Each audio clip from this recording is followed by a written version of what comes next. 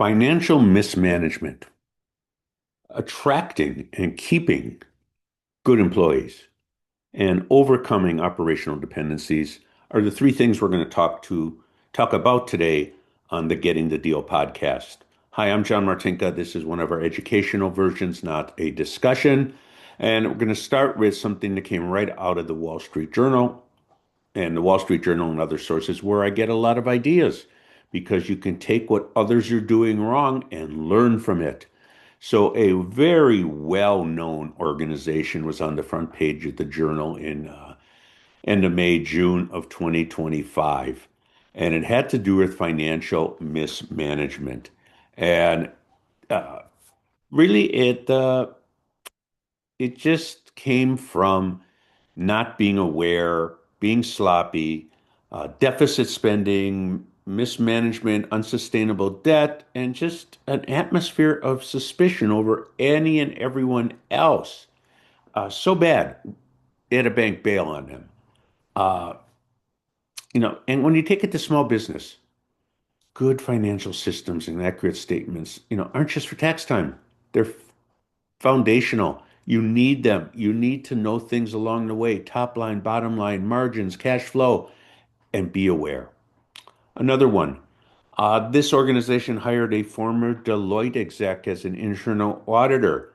And did he run into issues of sabotage, including a break-in and theft of information off his computer, resistance, and leadership not taking his recommendations? Uh, I see this all the time. It's a CPA, it's attorney, they're telling their clients, or it could be a consultant, an advisor like I am. Uh, you should do this, you should do that. Here's why. It'll save you money, it'll improve productivity, it'll keep you out of trouble. And yeah, we'll do that. And they never get around to it. Uh, so this organization also had sort of a lifestyle inflation and financial sloppiness. And they used it for the upper people to have an opulent lifestyle that they really didn't deserve. Uh, in business, it's keep your personal and business finances separate. Different checkbooks, different credit cards, everything else. And I'll tell you why. Because if you're going to sell your business, and buyers really pay attention to this, they do seriously. And you say, I I'm just going to use round numbers. I wrote off $100,000 of personal expenses through my business. It is so short-sighted. So what are you going to save if you do that? Highest U.S. federal tax bracket, not city or state brackets, 37%, 37,000 is what they've saved. What do you get when you sell a business in the lower middle market? Four, five, maybe six times earnings. That 100,000 is four to $600,000, and at a 20% tax bracket in most cases, not 37. Uh, do the math. It uh, it doesn't make sense. What does it take? 9, 10, 12 years to break even on all that skimming? Uh, and this organization also had a lot of tangible assets, but believe me, uh, tangible assets need cash flow to make it worth buying those assets because that's how you pay for them. Second point, employees. Uh, the United States has 500,000 unfilled manufacturing jobs. And for those of you bad at math, that's 500,000. It's from the National Association of Manufacturers. A business's value is tied directly to the quality of your people and their staying power, the retention of good employees. And, in a small business, it is really hard to get good people, especially in manufacturing. No matter what those in DC say about we want more manufacturing jobs, you got to have the people. And if you're providing a good work situation, they're not going to leave you for those other companies. Clean and safe workspace, flexibility. That's why people work for small businesses. They can have flexibility when possible. Good employees want a good career path, advancement. Offer it and pay appropriately. Yeah, well, that's easier said than done. It takes time. Change takes time. My friends at One Accord in Kirkland, Washington, that's where they shine with providing fractional C-level people the right leadership and follow through.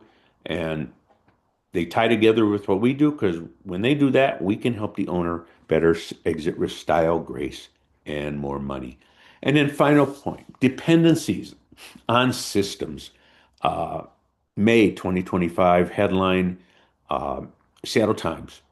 Trump overhaul of air traffic control systems will cost billions. Uh, I don't think about it when I'm flying, and I'm probably glad I don't. The U.S. air traffic control system still uses floppy disks and gets parts from eBay and has spent $14 billion just maintaining these antiquated systems. Uh, you're a small business owner, you can't afford to fall behind on things like capital expenditures and systems. And it's simple sometimes. I think of uh, I think of a buyer of a really nice business in Denver, and his name is Lance. And Lance came in, it was antiquated, and they still did everything in accounting by paper. They had QuickBooks, but they did all the check writing and everything else, bills going out in the mail. He converted it to electronic billing, electronic payments, ACH, credit card, you name it. Save time, labor cost. Plus, he earned millions in rewards points by putting it on credit cards, all his bills. Uh, a food manufacturer we know got to the point he could invest in automation and helped reduce his labor costs and increased his output. Allowed him to do a lot more in the same space for his many restaurants. And but sometimes it takes stepping back when you make a decision like this because a friend of mine, distribution company, uh, brought in a sales consultant from a big firm. He used to work with the guy, and his employees revolted. And they said, "We left corporate world for a reason." They didn't want that corporate minutia of reporting and everything else. So the lesson there is culture matters. This particular owner is a smart guy. He adjusted, he added a human touch, stepped back, took things slowly, and quadrupled the business in about 7 years. So think about all these things and what you can do. And if we go back to the air traffic controllers, I remember reading Andy Kessler in the Wall Street Journal, who made a point. The fix is already here. With GPS, broadband, AI, VR, all underused, and other things. The lesson there, the tools are out there to help you do better. You just have to be made aware of them and use them. Again, this is the Getting the Deal Done podcast. I'm John Martinka. And if we can help you buy or sell a business, please contact us, NokomisAdvisory.com or John at martinkaconsulting.com. Bye.